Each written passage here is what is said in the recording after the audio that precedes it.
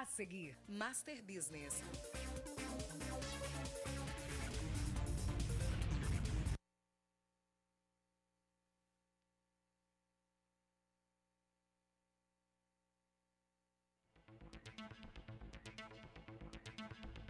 Bem-vindos, amigos do empreendedorismo. Estamos aqui para mais um encontro que tem por objetivo oportunizar a você informação útil de boa qualidade que possa ajudá-lo na condução dos seus negócios, na condução da sua carreira. Portanto, amigo, papel e lápis na mão, porque o Master Business 360 está no ar.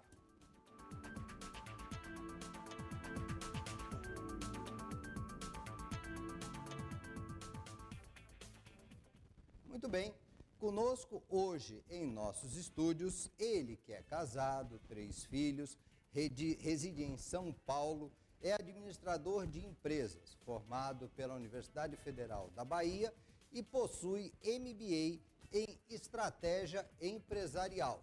Vamos aprender muito com ele hoje. César Souza, bem-vindo ao Master Business. Obrigado, Luiz, pela oportunidade de estar aqui com você, conversando com o público aqui de João Pessoa e do estado da Paraíba. Eu é quem agradeço você ter aceito o nosso convite e permitir que o Master Business oportunize ao nosso público um acesso ao seu conhecimento, à sua vasta experiência. Você tem uma carreira brilhante, começou como executivo numa grande empresa e depois, mais tarde, fundou sua própria empresa, a Empreenda. Mas nós queremos saber um pouquinho dessa história. Se você puder começar por aí, eu agradeço. Com certeza. Bem, eu, em primeiro lugar, acho que o ponto mais relevante do meu currículo é que eu sou nordestino. Eu sou baiano, né, nordestino também, e comecei muito jovem a trabalhar, depois que eu fiz o meu mestrado em estratégia empresarial, voltei para Salvador e comecei a trabalhar na Odebrecht, que é uma grande empresa, hoje uma grande empresa, uma das maiores do Brasil, uma das maiores multinacionais brasileiras, ou seja, ela opera hoje em 23 países. Mas na época que eu entrei no Odebrecht, ela era uma empresa, eu diria assim, média para grande. Ela cresceu muito, eu entrei lá em 1978 e nesses 35 anos ela cresceu bastante. E eu comecei trabalhando como diretor de recursos humanos, depois eu fui diretor de planejamento estratégico e houve o processo da sucessão na empresa, do fundador. Eu trabalhava com o fundador da empresa, o Norberto Odebrecht, o filho dele assumiu o comando da empresa e o sonho do Emílio Odebrecht era transformar a Odebrecht numa empresa multinacional. Ele queria ir para o exterior. Queria ampliar. Ampliar. O pai dele tinha transformado uma pequena empresa baiana, regional, numa empresa nacional, estava fazendo obras no Sul e tal, construção, e ele queria trabalhar no mercado internacional. E eu fui participar desse sonho, então virou também o meu sonho, e junto com a equipe, me mudei para o Rio e começamos a operar no mercado internacional. Foi uma grande oportunidade para você estar nessa empresa nesse momento. Exatamente. Né? Nesse momento em que ela se internacionalizou, ela também diversificou. Ela entrou no negócio de petroquímica, hoje ela é dona da Braskem, que é o maior complexo petroquímico da América Latina, também no negócio de petróleo. Então, foi um momento assim, de diversificação, de expansão internacional. E a Odebrecht tem uma característica que sempre me atraiu, que é a característica do empreendedorismo interno. Quer dizer, a Odebrecht ela não quer ter empregados, nem funcionários.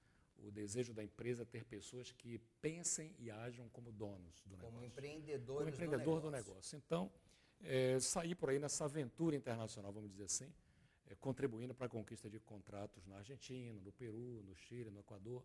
Depois em Angola, foi o maior contrato da empresa na época. E você teve a oportunidade de atuar como gestor nesses países também? Nesses países eu não era gestor. Nesses países eu fazia parte de uma equipe de desenvolvimento de negócio. O nosso objetivo era encontrar a oportunidade. Em que país ir, encontrar a oportunidade, qual é o sócio local, qual é o tipo do negócio. Então era um trabalho de empreendedorismo, mas em equipe. Em Portugal eu já fui, a empresa ela comprou uma empresa local. E eu fui ser membro do conselho de administração dessa empresa. Eu passei lá 2 anos. Mas o sonho era ir para os Estados Unidos, quer dizer, o sonho do empreendedor. Então eu já como empreendedor, de tanto ter ajudado outros líderes, de ter sido parte de equipe de conquista de negócio. Eu tinha um sonho, eu dizia, a Odebrecht ela precisa competir no mercado mais competitivo do mundo para ela ser respeitada no mundo inteiro e ser realmente uma empresa internacional. E esse mercado é o mercado americano. Existe um princípio que eu acho muito bacana. Quanto maior são os desafios que a empresa se impõe, mais ela cresce, mais ela se aprimora. Sem dúvida. Desde que ela tenha desafios, mas tenha pessoas qualificadas para esses desafios. Tem Porque que às ter vezes esse foco, né? tem muitas empresas que querem dar o salto maior do que a perna, como se diz. Então ela tem uma ambição grande, estabelece desafios, mas não tem a infraestrutura necessária. A infraestrutura, principalmente, são pessoas e uma filosofia, uma cultura que permita que as pessoas se sintam confiantes de conquista de clientes, de trabalhar junto com o cliente, de respeito a parceiros, de divisão dos resultados que são conquistados. Eu acho que essas são as características da Odebrecht. Então, eu fui para os Estados Unidos, para 0 quilômetro, é o que se chama tecnicamente Greenfield, quer dizer, um projeto 0 quilômetro, um projeto no campo mesmo. A partir do zero. E com a equipe de engenheiros, nós fomos lá prospectar o mercado e ver se tinha negócio ou não. Tivemos sorte, felicidade, né? E competência. Eu acho que sempre, sem dúvida, sorte está sempre aliada com ter um pouco de experiência, bom senso, competência e tal, de escolher as pessoas. E o mercado americano, você pode ter muita sorte, mas se não tiver competência você pode não. até conquistar, mas depois não dá certo. Não vai então, manter. nós conquistamos grandes contratos lá. 2 meses depois que nós chegamos, já tínhamos o primeiro contrato conquistado, depois o contrato do aeroporto de Miami.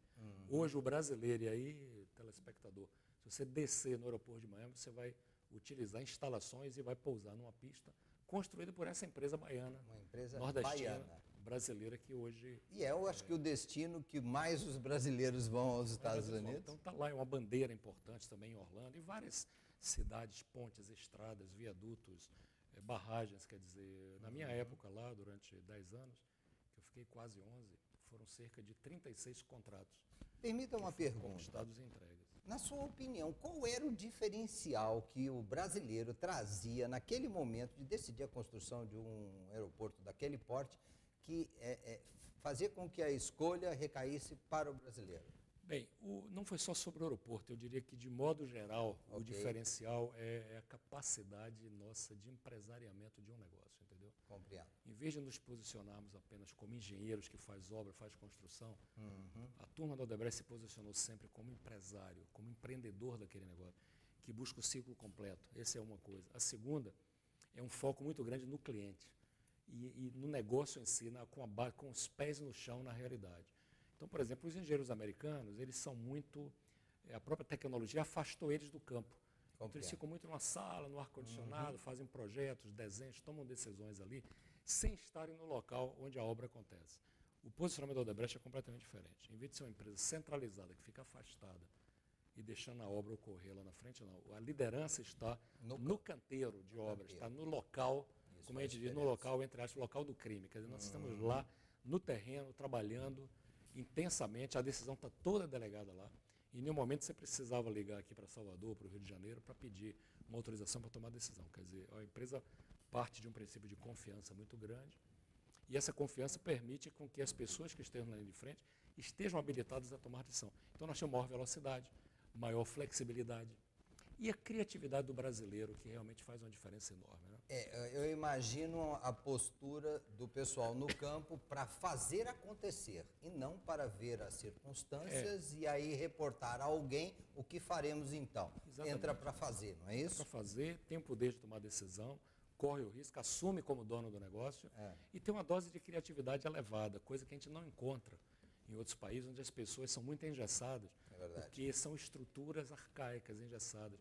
A Odebrecht tem uma estrutura bastante descentralizada, flexível e de uma grande confiança nos seus empresários na linha de frente. Isso fez toda a diferença. Você sabe que uma das coisas que é um raciocínio que às vezes ocorre e passa aqui nas conversas que nós temos no Master Business, é que quando o brasileiro conseguir ter a disciplina para poder praticar a excelência, aliada à sua criatividade, ninguém segura. É verdade, é verdade. E inovação exige bastante disciplina. Quer dizer, inovação não é você ser desorganizado, você tem que ter uma certa disciplina.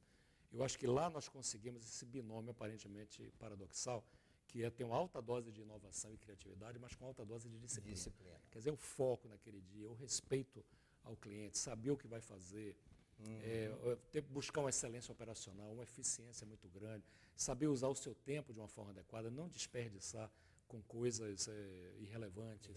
Então, essa inovação, criatividade com disciplina, eu acho que e você está certo, eu acho que quando outras empresas no Brasil tiverem esse grau de disciplina, sem engessar as pessoas, e permitir um grau de criatividade, de inovação, liberdade, a imaginação humana, eu acho que aí as empresas serão imbatíveis. Imbatíveis. Agora, eu quero passar para uma outra fase da sua história. A história dele é muito rica, viu? Os desafios aqui hoje são grandes, mas nós vamos conseguir falar sobre tudo. Você depois, no ano 2000, um executivo bem-sucedido, uma belíssima carreira, como você acabou de nos mostrar aqui, uma pequena parte, você decidiu, então, que deveria seguir o seu próprio caminho, abrir a sua empresa, e você, então, fundou a Empreenda. Isso. Eu queria ouvir de você, porque o público do Master Business são aquelas pessoas que gostam da ideia do empreendedorismo e, às vezes, não sabem exatamente como se posicionar. Deve ter sido difícil para você tomar essa decisão. Eu quero que você fale um pouco sobre esse processo para o nosso telespectador. Olha, não acho que foi difícil. A decisão já estava intimamente tomada dentro de mim, do meu sonho, né, do tipo, eu diria assim, a segunda etapa da minha vida que eu queria construir, da minha vida profissional. Eu já tinha passado em vários países, já tinha tido a sorte, né, e a felicidade de trabalhar com um empreendedor como o Norberto Odebrecht, como o Emílio, que é o filho dele, como o Renato Baiatti, que foi o meu líder durante muito tempo. Aprendi muito com eles. E passado em vários países, desempenhado vários papéis, então eu achava assim que o meu ciclo estava completo. Eu acho que o bom ator tem que saber sair de cena na hora certa. Compreendo. Eu acho que a gente não deve insistir passando do ponto. Vamos dizer assim, eu tinha atingido o auge da minha carreira, conquistado lá a posição da Odebrecht no mercado americano, contribuído com a empresa em várias circunstâncias e situações, ajudado a formar equipes, ajudado a construir uma filosofia gerencial. Eu achava que era o momento de colocar essa minha experiência a serviço de outras empresas. Então foi um ato assim de não ser egoísta, no sentido de ficar só dentro de uma empresa, porque eu tenderia a me acomodar. Compreendo. E eu sempre procurei fugir da acomodação. Então, hoje eu estou com 62 anos de idade, mas me sinto ainda como um jovem de 28 ou 30. Isso é muito bom. Ou seja, iniciando sempre novas atividades. E eu queria colocar aquilo à disposição de outras empresas. Quer dizer, eu achava que outras empresas brasileiras precisavam se profissionalizar, precisavam fazer a sucessão da forma tão bem sucedida como a Odebrecht fez. Precisavam ter estratégias mais ousadas, precisavam se lançar no mundo e não ficar inibidos aqui dentro. Então foi dentro disso que eu procurei construir uma outra carreira. Fundei essa empresa Empreenda. O próprio nome já diz, é uma empresa que visa o empreendedorismo de negócio. Eu trato de liderança, mas não o líder tradicional. Eu procuro desenvolver líderes empreendedores, líderes empresários. Com esse espírito que você aprendeu na Odebrecht. Então foi tentar construir, contribuir mais com o Brasil, lato sensu, com outras empresas, ajudando a formar aqui empresas de classe mundial. Então para mim não foi difícil. Difícil foi para os outros.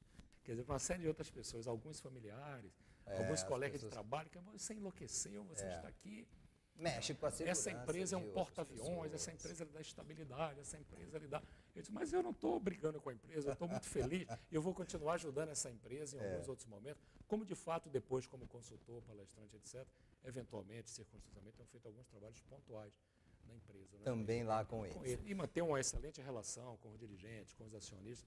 Ou seja, me sinto, acho que, olhando hoje, se você dissesse, volta para 2000, que decisão você tomaria? Exatamente a mesma. Que eu fiz, porque eu acho que eu consegui romper um ciclo, iniciar um outro ciclo, sou muito mais feliz hoje e estou realmente fazendo aquilo que eu sempre quis, contribuir para criar no Brasil empresas de classe mundial. Muito bom, excelente. Nós temos que fazer uma pausa para o nosso intervalo, mas quando nós voltarmos, eu vou querer conversar um pouco sobre o seu lado escritor. Você tem alguns livros publicados, mais de 400 mil cópias vendidas, e eu tenho certeza que você quer saber também um pouco mais sobre isso, mas vai ser já já depois dos comerciais. Até já.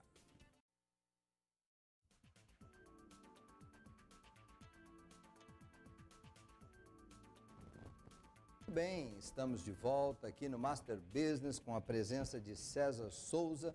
E antes do intervalo, nós combinamos que falaríamos um pouco sobre os seus livros. São vários títulos, não é, César? Eu gostaria que você falasse um pouco sobre eles, que eu tenho certeza expressam a sua maneira de pensar, não é verdade? Com certeza.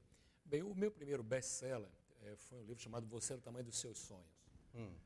Sonho, por que sonho? Sonho do empreendedor. Compreendo. Sonho do líder.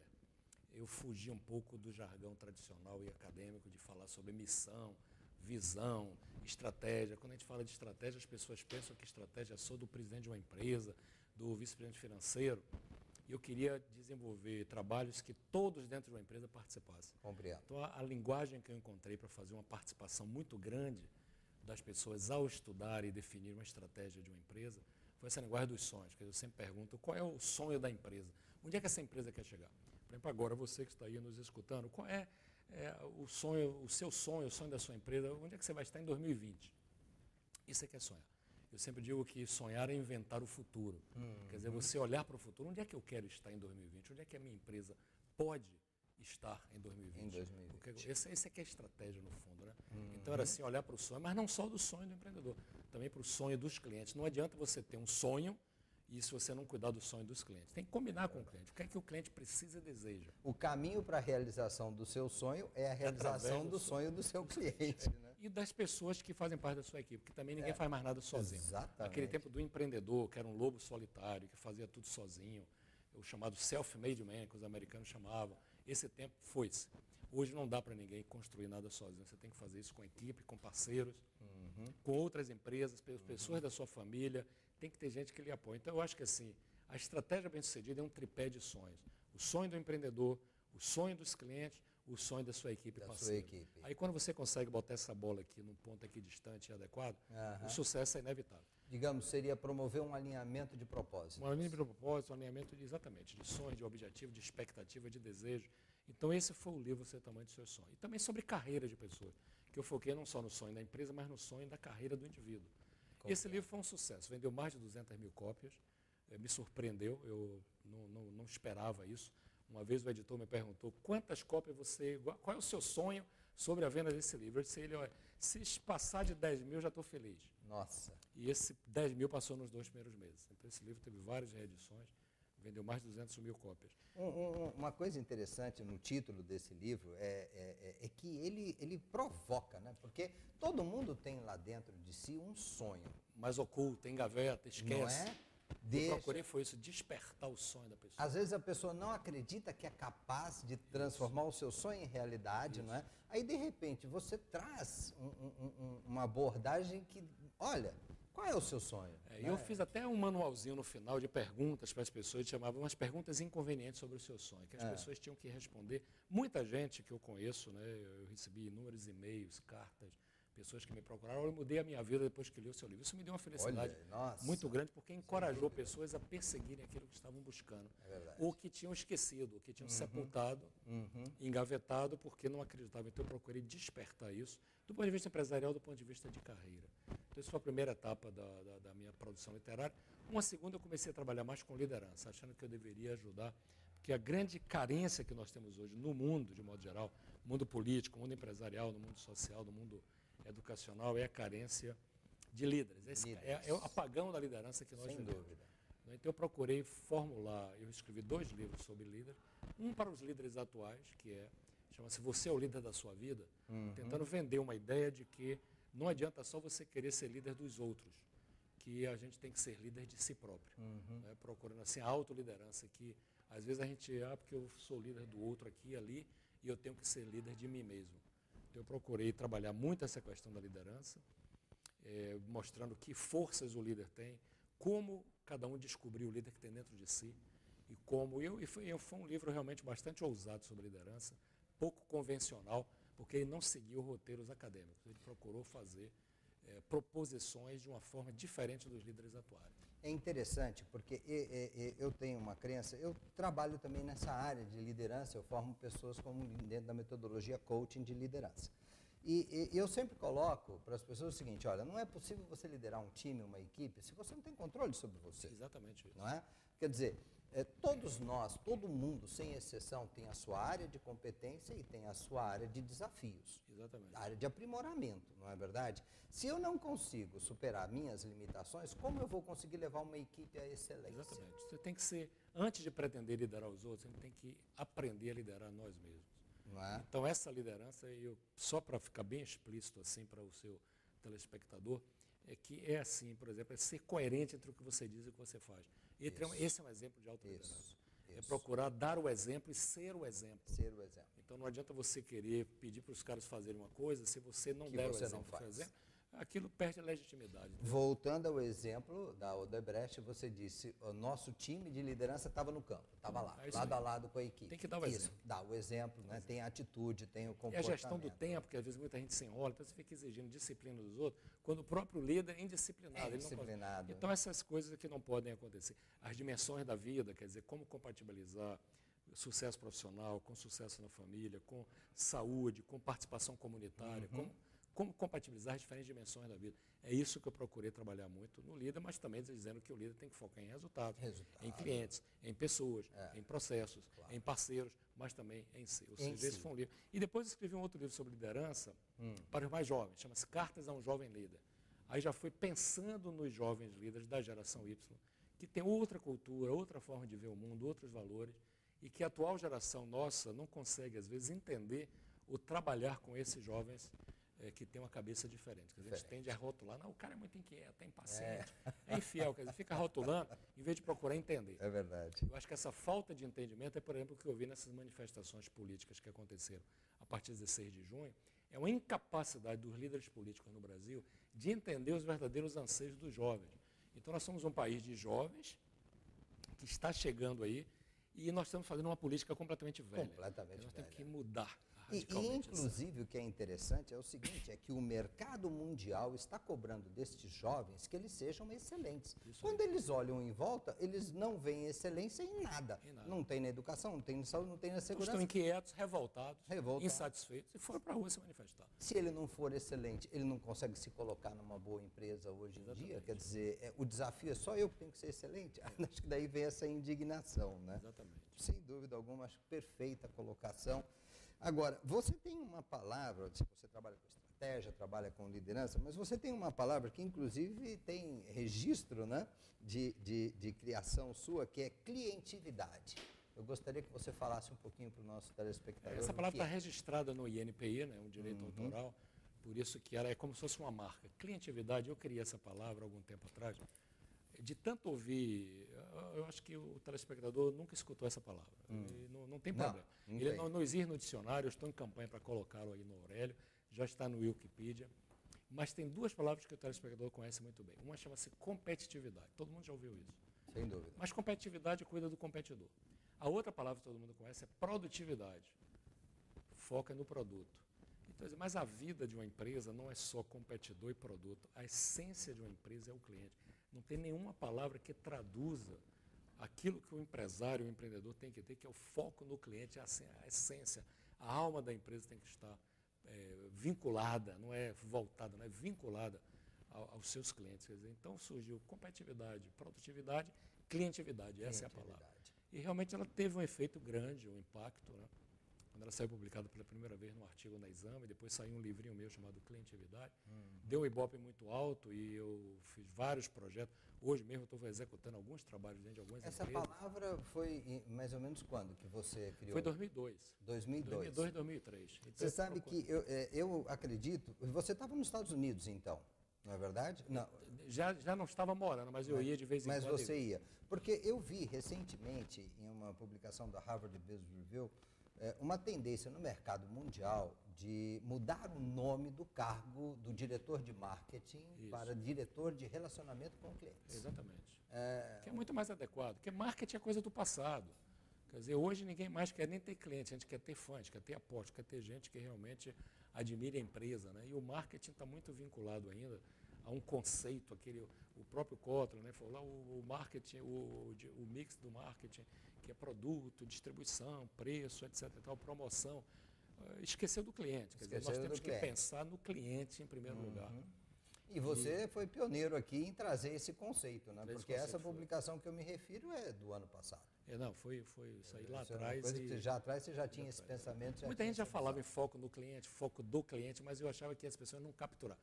Quando eu coloco a palavra clientividade, todo mundo abre o olho e procura saber o que é isso. Então eu procurei, às vezes a gente muda o vernáculo, muda uma palavra e cria uma nova forma de pensar. Porque quando você usa palavras antigas para um negócio novo, a pessoa não vem para essa vibração, né? A pessoa fica ainda pensando da forma antiga. É porque acaba reportando a uma velha área do cérebro, né? Acho que para pensar diferente você tem que ir para uma área do cérebro que não foi estimulada. Então eu criei algumas palavras diferentes. Essa é uma, clientividade, criei uma outra que é solucionamento.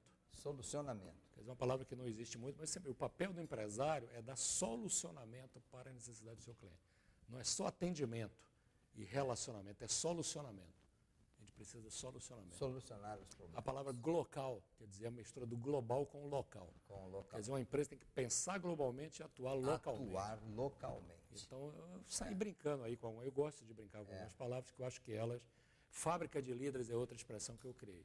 Uma empresa tem que montar fábricas de líderes. É verdade. Não apenas fábricas de produtos. Isso é extremamente importante, porque são as lideranças que são capazes de fazer as equipes realizarem o que tem que ser feito. E garantir a longevidade. Quer dizer, o pessoal Exato. fala, não, a sustentabilidade de uma empresa é a sustentabilidade econômica, a sustentabilidade social, a sustentabilidade ambiental. Tudo bem, essas três são super importantes.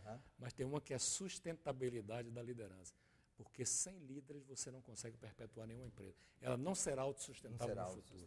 Então eu criei essa expressão, e parte do meu trabalho hoje é isso, ajudar empresas a montar fábricas de líderes, não apenas fábricas de produtos. Excelente. Olha, no Master Business o tempo passa muito rápido. Eu gostaria de ter mais tempo, é um prazer grande ter você aqui conosco. Também. Tenho certeza que o nosso público telespectador ficou realmente encantado com a sua abordagem, com a sua história, que é uma história forte, uma história que serve de referência. Mas, antes de encerrar, eu estava dando uma lida na sua perspectiva de futuro.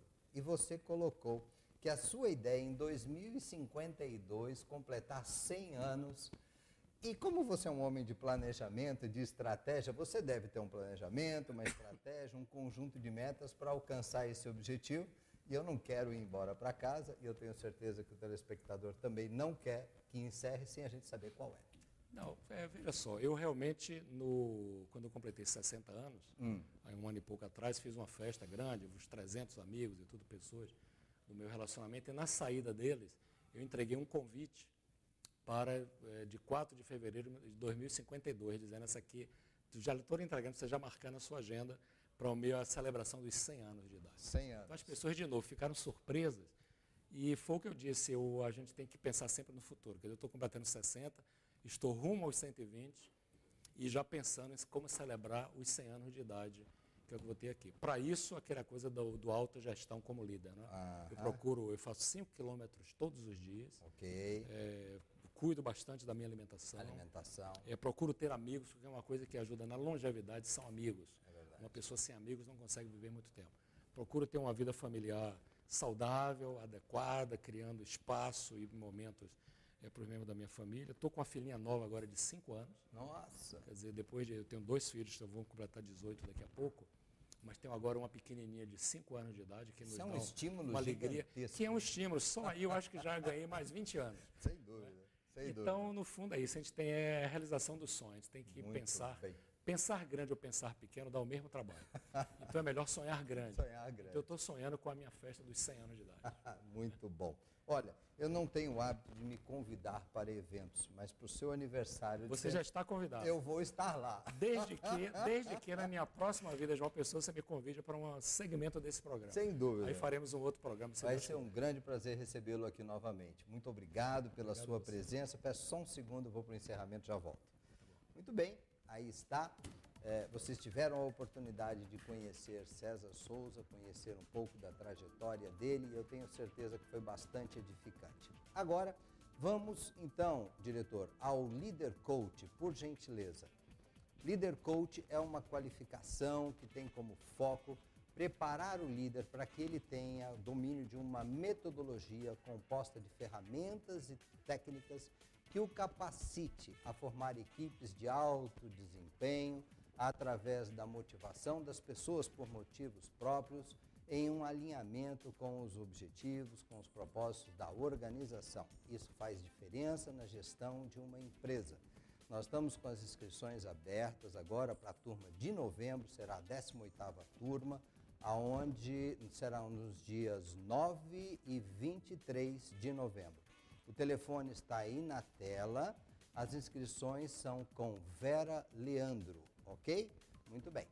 Então, era isso que nós tínhamos para hoje. Queremos agradecer o carinho da sua audiência, renovar o nosso compromisso de trazer pessoas inteligentes como César para estar sempre oportunizando uma informação útil para você. Muito obrigado, um forte abraço, até o nosso próximo encontro. Tudo de bom.